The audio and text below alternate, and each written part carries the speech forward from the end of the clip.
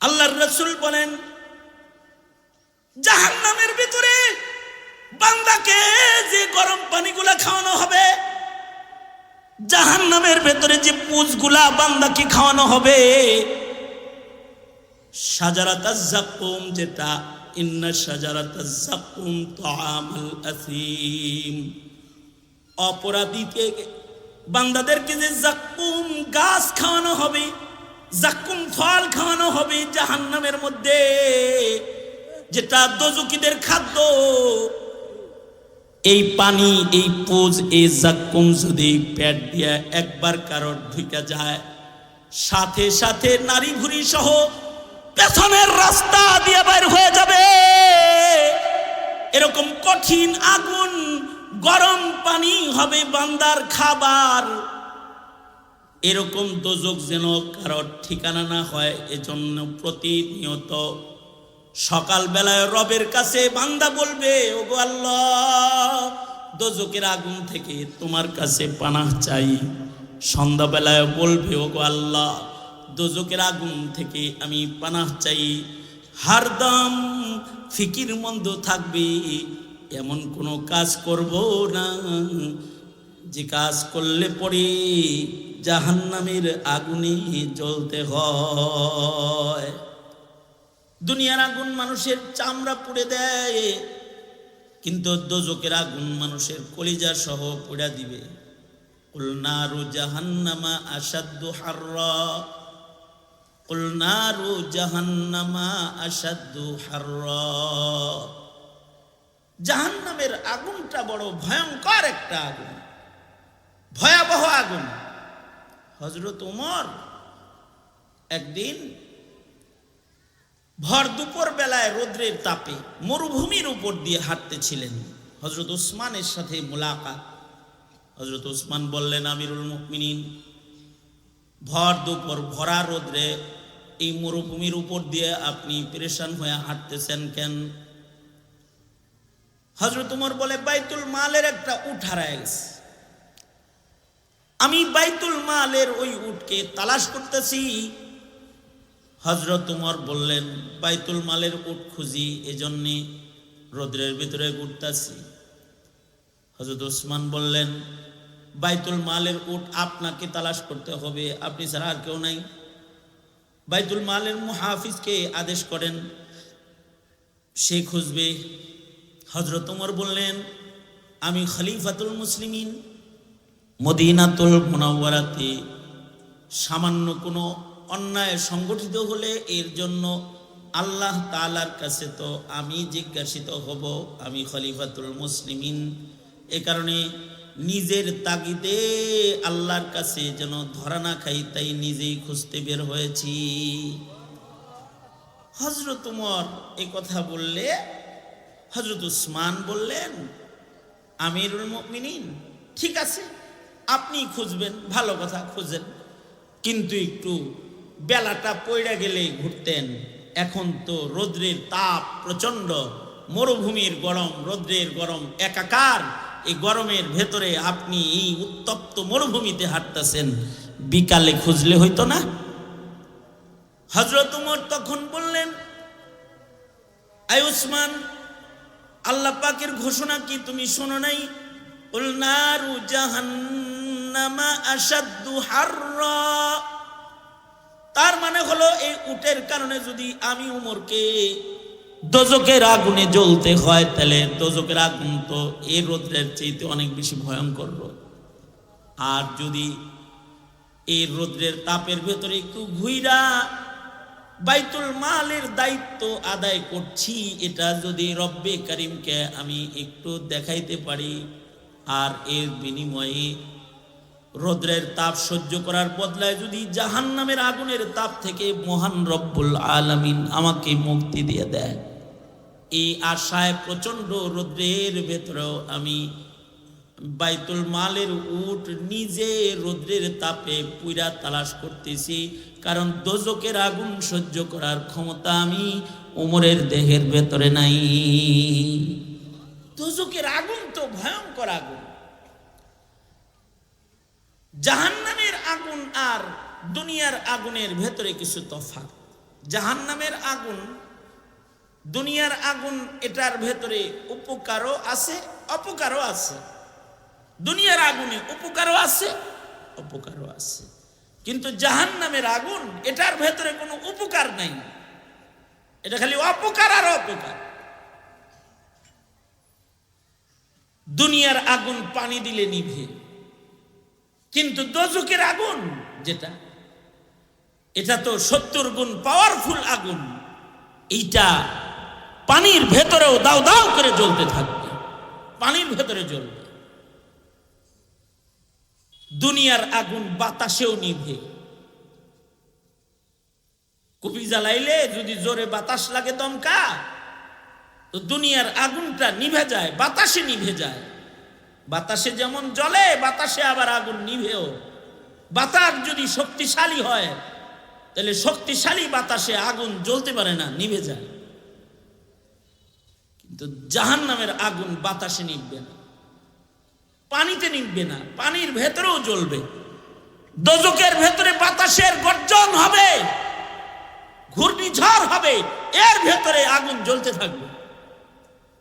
তবে দুনিয়ার আগুন এটা নেককাররেও পোড়ায়, বদকাররেও পোড়ায়।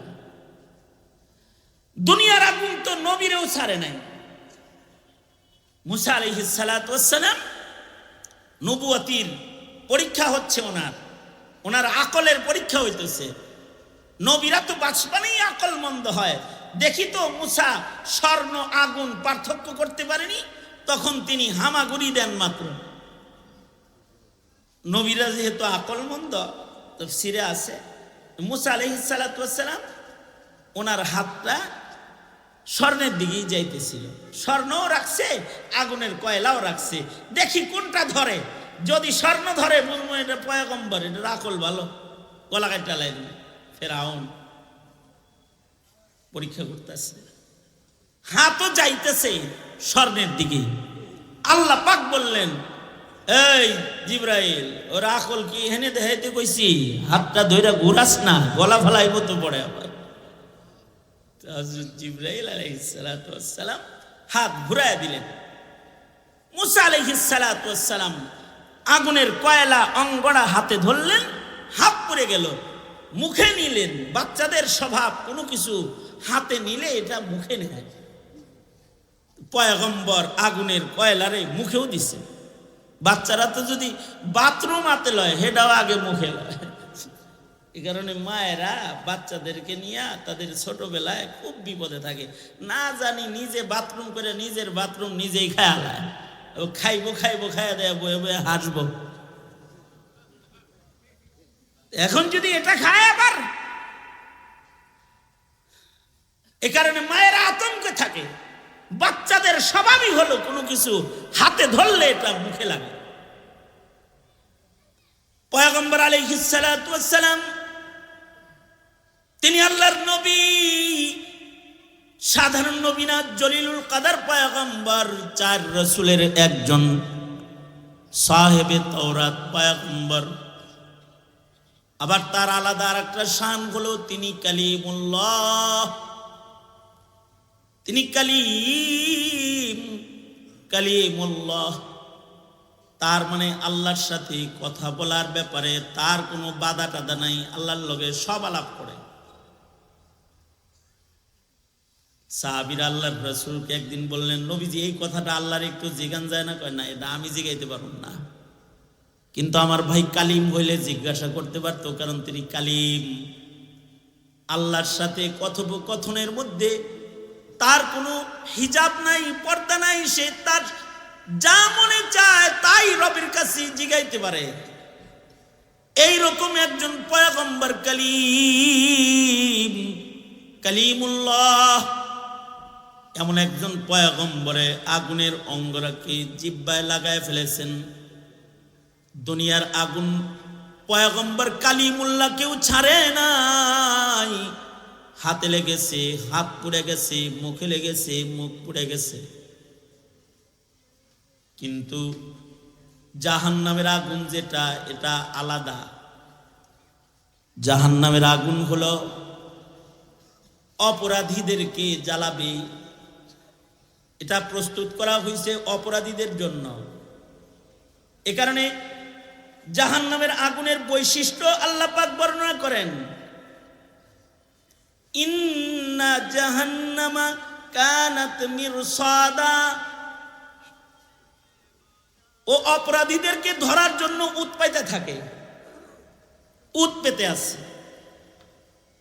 সে ধরবে ধরবে অপরাধীকে ধরবে। দোজক নামক ঘাটির মধ্যে সে উৎ পেতে আছে জাহান্নাম অপরাধীকে ধরার জন্য। এটা অপরাধীকেই ধরে, কারণ জাহান্নামের আগুনের অপরাধীকে জ্বালাইবার যোগ্যতা আছে। এটা কোন নেককার বান্দার জন্য আল্লাহ পাক বানায় নাই। লিত্তাগিনা মাআবা, ওর আগুনের ভেতরে পড়বে যারা আল্লাহ পাকের অবাধ্য, যারা অহংকারী, যারা আল্লাহর কথা শুনে না, যারা নাফরমান, তাদেরকে আগুনে ধরবে। এ জাহান্নামের আগুনের বৈশিষ্ট্য হলো অপরাধীকে জ্বালাবে, কিন্তু নেককারকে দেখলে সে নিজেই ডরাবে। ইমানদার দেখলে দোজকের আগুন ভয় পায়, তাকওয়াওয়ালা দেখলে দোজকের আগুন ভয় পায়।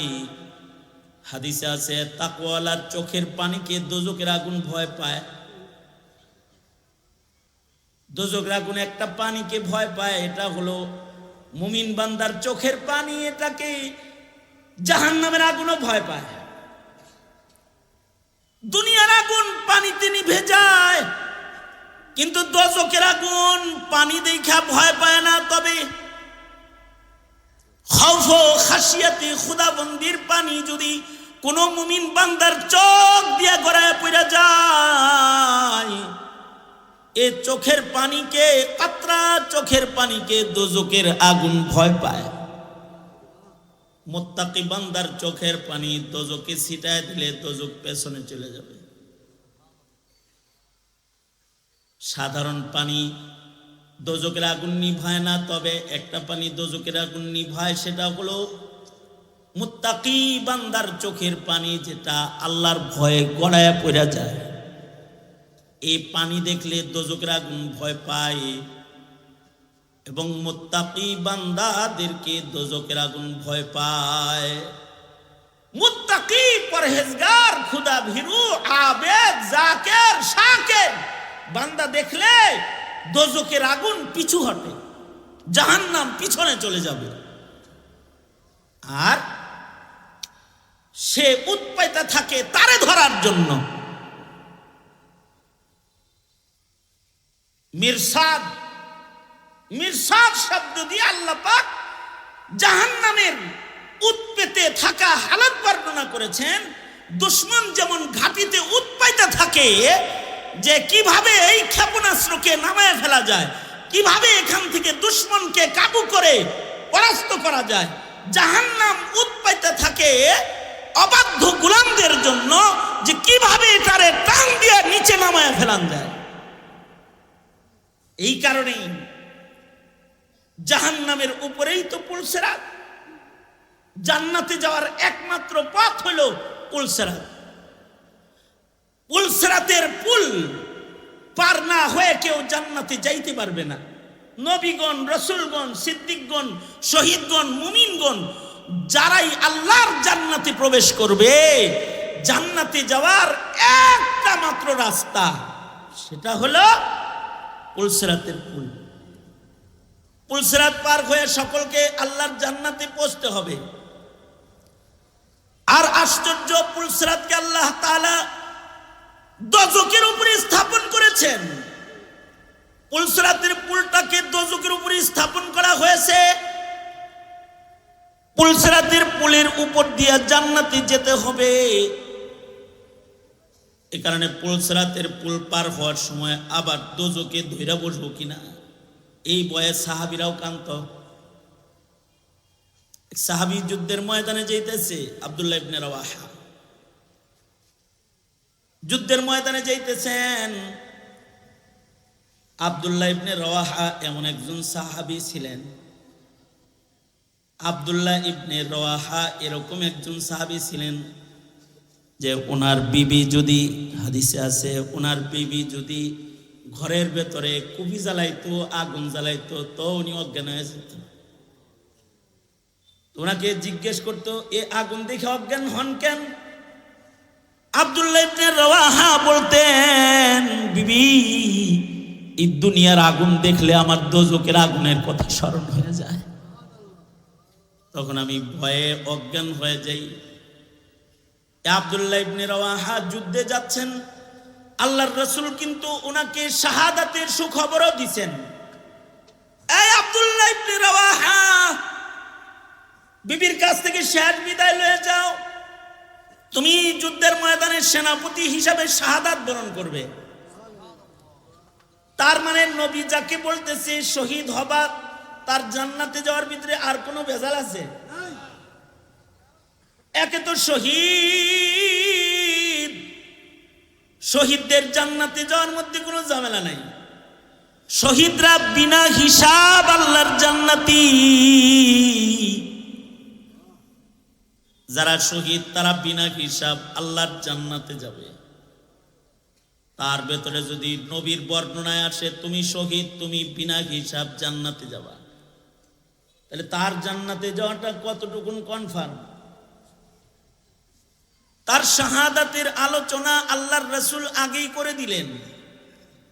তিনি যখন শহীদ হইতাছে, নবীজি নিজে বলতেছেন যে আমার আব্দুল্লাহ ইবনে রওয়াহা সে কিন্তু জান্নাতে চলে গেল। জাফর তৈয়ার, যায়েদ ইবনে হারেসা সবাই শাহাদাতের দৃশ্য আল্লাহর নবী মদিনায় বসে বসে আল্লাহর লাইভ দেখেছেন। আল্লাহ পাক যুদ্ধ তার পয়গম্বরকে দেখাইতেছেন, আর নবীজি বলতেছেন যে এটা আব্দুল্লাহ ইবনে রওয়াহা এই যে জান্নাতে গেল। সেই আব্দুল্লাহ ইবনে রওয়াহা নবীর সাহাবী, আগুন দেখলে, দুনিয়ার আগুন দেখলে অজ্ঞান হয়ে যেতেন। উনি যখন মুতার যুদ্ধে যাইতেছিলেন, মদিনা থেকে বের হয়ে যখন যুদ্ধের ময়দানের দিকে আগাইতেছেন, তখন উনি কান্না করতেছেন, চিল্লায় চিল্লায় কাঁদতেছিলেন। সাহাবীরা বলে, আব্দুল্লাহ ইবনে রওয়াহা এত জোরে জোরে চিল্লায় কান্দো কেন? মৃত্যুর ভয়ে বুঝি তুমি এমন করে কাঁদতেছ? নবী বলছেন তুমি শহীদ হইবা, মরণের ডরে কাঁদতেছ নাকি? আব্দুল্লাহ ইবনে রওয়াহা বলে, বিবি বাচ্চার মায়াও কান্দি না, মরণের ডরেও আমি কান্দি না। আমার কান্নার একটা কারণ আছে, সেটা হলো জান্নাতে তো যামু। নবীজি বলছেন আমি শহীদ, জান্নাত পাবো, এতে কোনো সন্দেহ আমার নাই। কিন্তু আমার ভয় হইল জান্নাতে যাওয়ার একটা রাস্তা হলো পুলসিরাত, যেটার উপর দিয়ে আমাকে হেঁটে হেঁটে জান্নাতে যেতে হবে। আর জাহান্নামের উপর দিয়ে জান্নাতে যাওয়ার রাস্তা, জাহান্নাম তো উৎপাইতে আছে অপরাধীকে ধরার জন্য। না জানি আমার জিন্দেগীর কোন অপরাধের কারণে জাহান্নাম আবার আমাকে ধইরা ফেলায়, জানি না আমার শাহাদাতের আলো কেমন হইব। আমি কি পুলসিরাত পার হইয়া জান্নাত পর্যন্ত পৌঁছতে পারমুনি? এই ভয়ে আমি কান্না করতেছি। হযরত উমর একদিন সূরা নাবা তেলাওয়াত করতেছিলেন। 40 আয়াত বিশিষ্ট এই সূরা, 2 রুকু, মাক্কি সূরা। আসর থেকে মাগরিবের মাঝখানে এই সূরা তেলাওয়াত করা আল্লাহর কাছে পছন্দের। হযরত উমর একদিন সূরা নাবা পড়তেছিলেন। সূরা নাবা পড়তে পড়তে হযরত উমরের সামনে এই আয়াত চলে আসছে, ইন্না জাহান্নামা কানাত মিরসাদা। আয়াতটা হযরত উমরের চোখের সামনে আসার সাথে সাথে, তিলাওয়াত হওয়ার সাথে সাথে হযরত উমর বেহুশ হয়ে গেছে। 2-3 দিন পর্যন্ত হযরত উমর দোজখের ভয়ে খালি মসজিদে গেছে আর ঘরে আসছে আর খালি কাঁদছে।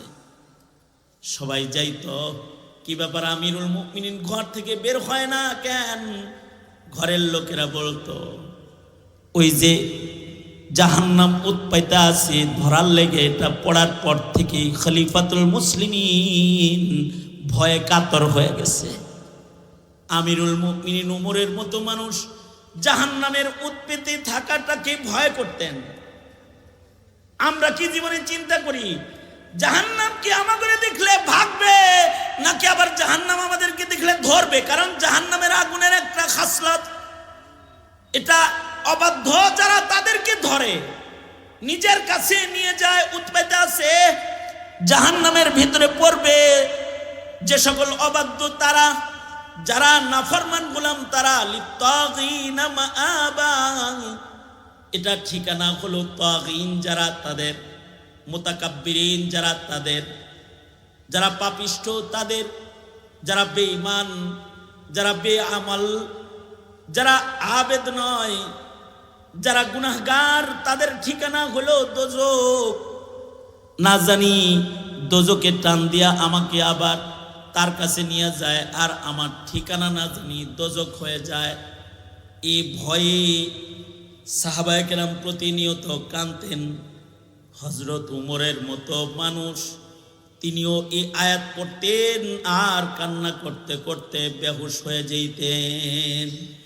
জাহান্নামের ভয় এইটা যার ভেতরে যত প্রবল হবে, তার তাকওয়া তত বেশি সবল হবে। দোজকের ভয়, দোজকের আগুনের ভয়,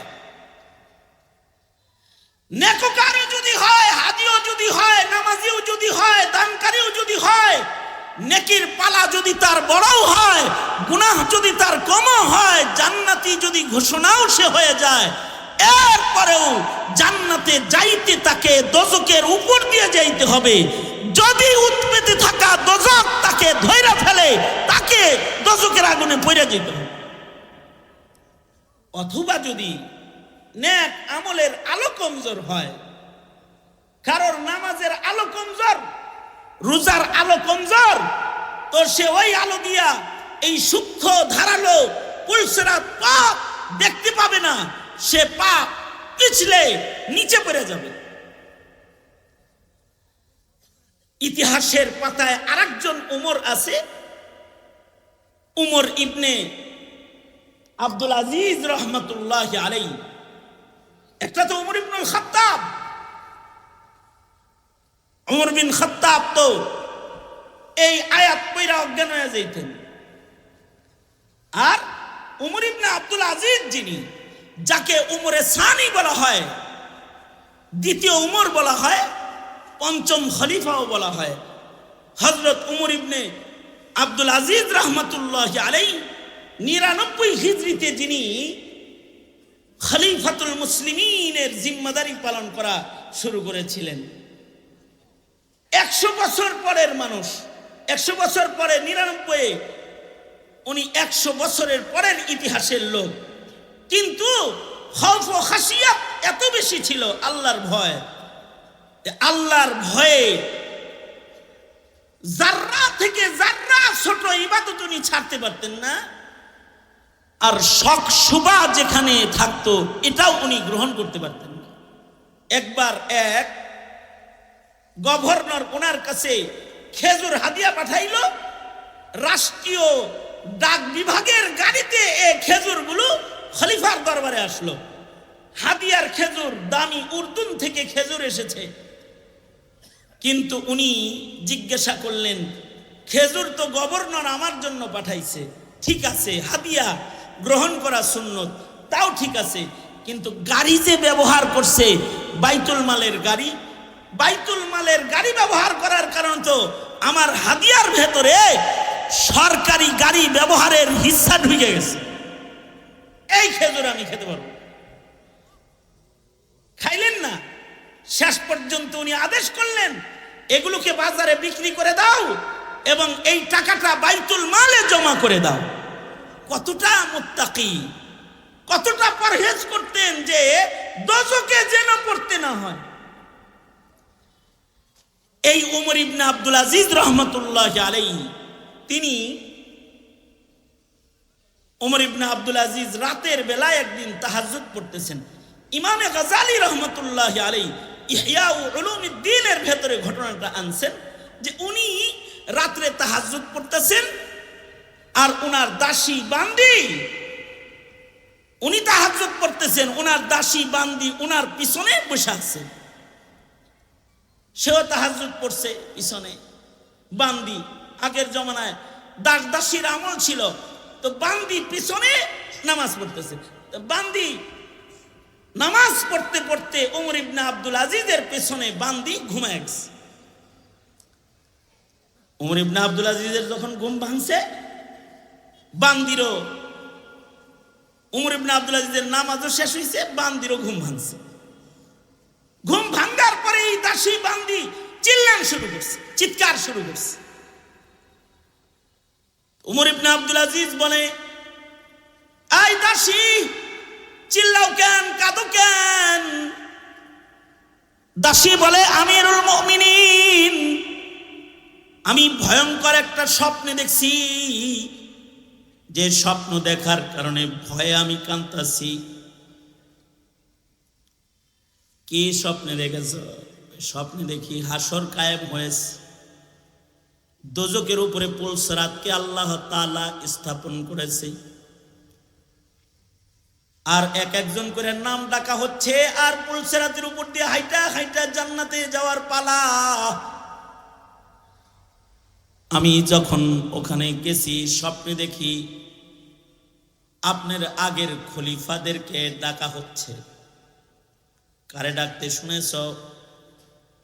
প্রথম আমি শুনলাম নাম ধরে ডাকা হলো, এই খলিফা আব্দুল মালিক বিন মারওয়ান, আসো, পুলসরাত পার হয়ে জান্নাতের দিকে যাও।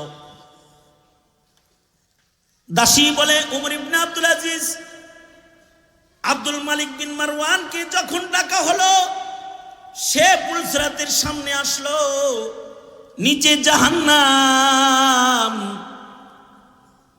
আব্দুল মালিক বিন মারওয়ান পুলসরাতের উপর দিয়ে যখন হাঁটতে আরম্ভ করলো, দোজকের আগুন তাকে আকর্ষণ করলো, আর সে পুলসরাত থেকে নিচে পড়ে গেল, জাহান্নামের আগুনের মধ্যে পড়ে গেল।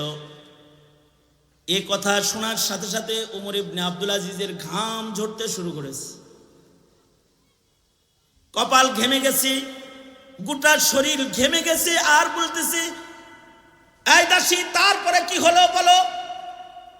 তারপরে ওয়ালিদ ইবনে আব্দুল মালিক বিন মারওয়ানকে ডাকা হলো, সেও আসলো, পুলসরাতের পুলের উপরে সে কদম রাখলো, তাকেও আগুন টান দিয়ে নিচে নিয়ে গেল। এরপরে কি হলো? দাসী বলে, এরপরে সুলাইমান বিন আব্দুল মালিক বিন মারওয়ানকে ডাকা হলো। সুলাইমান বিন আব্দুল মালিক বিন মারওয়ান দোজকের উপর দিয়ে পুলসরাতের উপরে চলে জান্নাতের দিকে যখন রাস্তা চলা শুরু করলো, কয়েক কদম হাঁটতে না হাঁটতেই দোজকের আগুন তাকেও টান দিয়ে নিচে নিয়ে গেল, সে পুলসরাত থেকে পড়ে গেল। ওমর ইবনে আব্দুল আজিজ বলে, তারপরে কি হলো? তারপরে ডাকা হলো, ওমর ইবনে আব্দুল আজিজ আল মারওয়ানি, আপনাকে। এই কথাটা উচ্চারণ হওয়ার সাথে সাথে ইমামে গাজালি রহমাতুল্লাহ আলাইহি বলেন, এটা ওমর ইবনে আব্দুল আজিজের তাকওয়াল্লাহ, দোজকের আগুনকে সে কত ভয় পায়, এটা ওমর ইবনে আব্দুল আজিজের তাকওয়াল্লাহ। কথাটা শোনার সাথে সাথে ওমর ইবনে আব্দুল আজিজ অজ্ঞান হয়ে বিছানায় পড়ে গেল। দাসী ওমর ইবনে আব্দুল আজিজের কানের মধ্যে মুখ লাগায় বারবার বলে, আপনারে ডাকছে আমিরুল মুমিনিন, এইটা শুই নাই আপনি অজ্ঞান হয়ে গেলেন। আপনি পুলসরাতের পুলের উপরে ওঠার পরে কি হলো তা তো শুনলেন না। আপনি যখন পুলসরাতের পুলে উঠলেন, খোদার কসম, খোদার কসম আমিরুল মুমিনিন, বেহুশ হয়ে যাবেন না। আপনি যখন পুলসরাতের পুলে উঠলেন, আপনার তাকওয়ার জ্যোতিতে দোজখের আগুন নিচে চলে গেল, আর আপনি নিরাপদে পার হয়ে আল্লাহর জান্নাতে পৌঁছে গেলেন। দাসী কানের গোড়ায় বলতেছে ঠিকই, কিন্তু ওমর ইবনে আব্দুল আজিজের কোনো হুঁশ নাই, তিনি অজ্ঞান। লম্বা সময় পরে ওনার মাথায় পানি দেওয়া হলো, চোখে পানি দেওয়া হলো।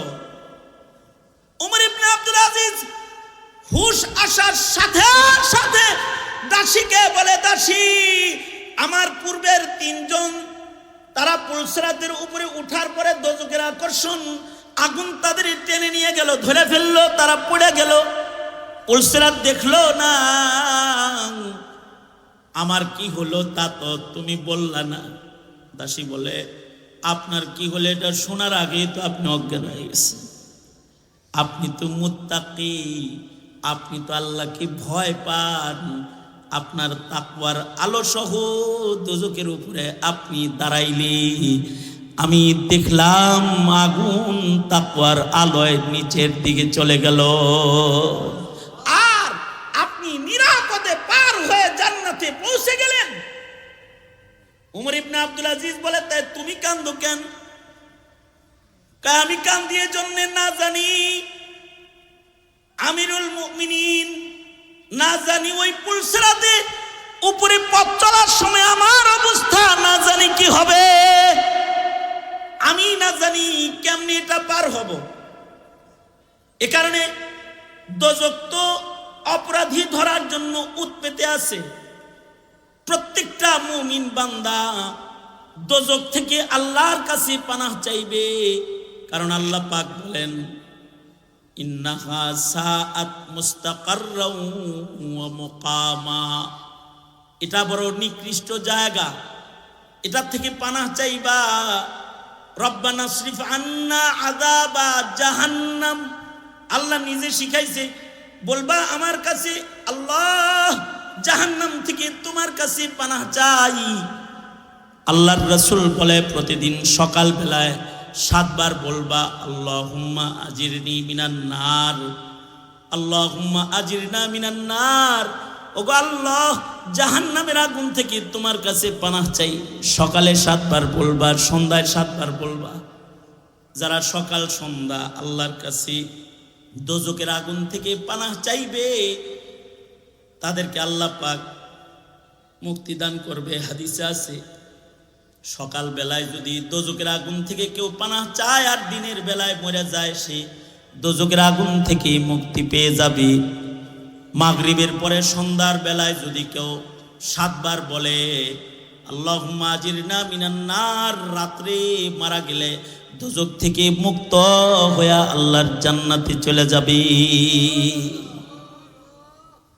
কারণ এটা বড় ভয়ঙ্কর জায়গা।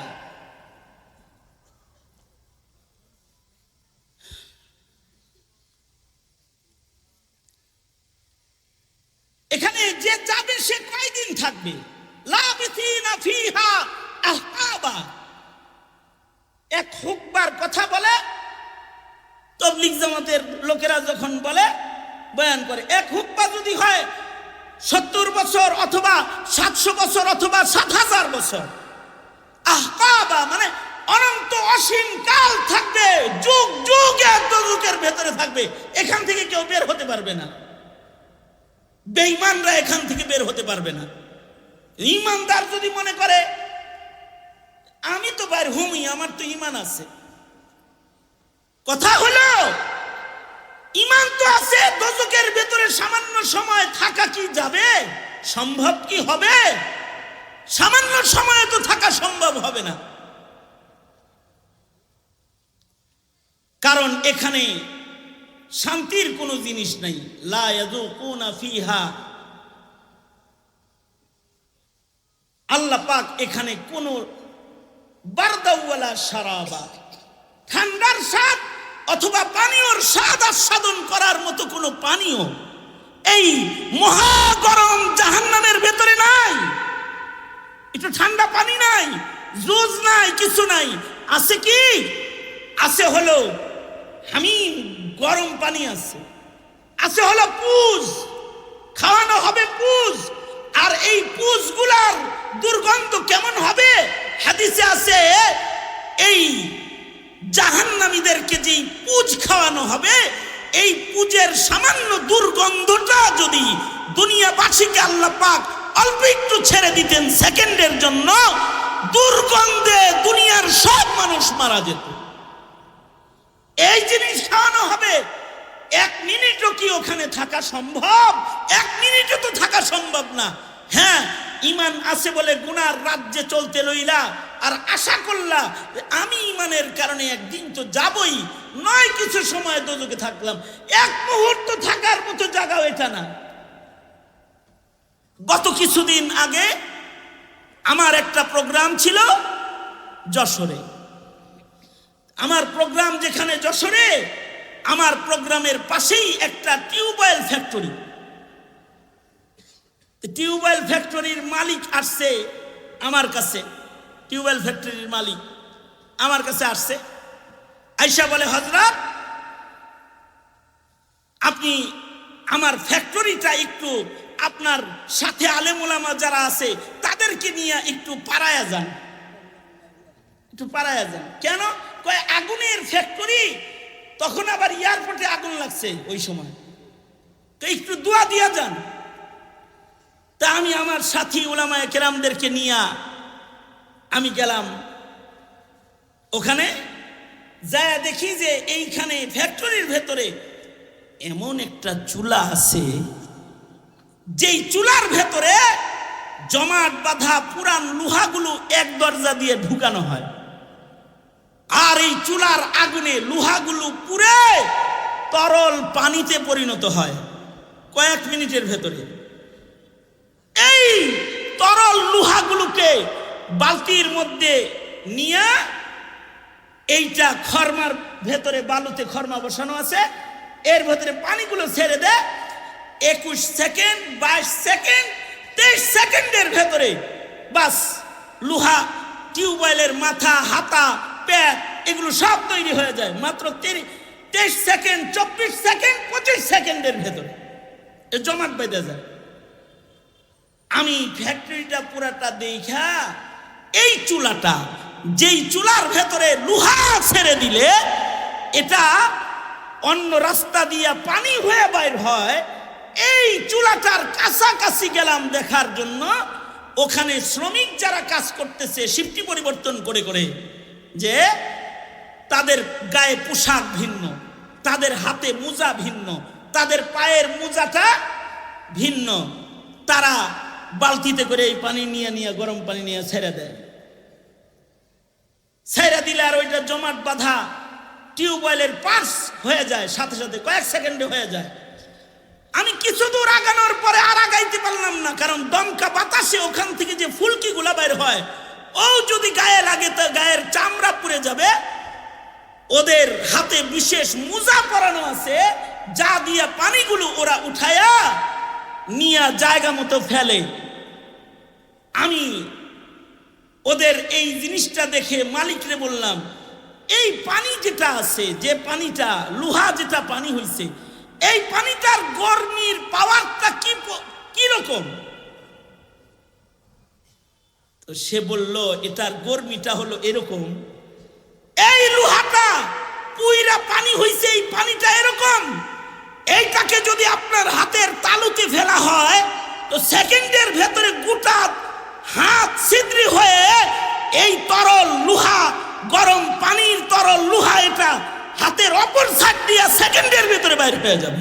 এটার গরমিটা হলো এরকম।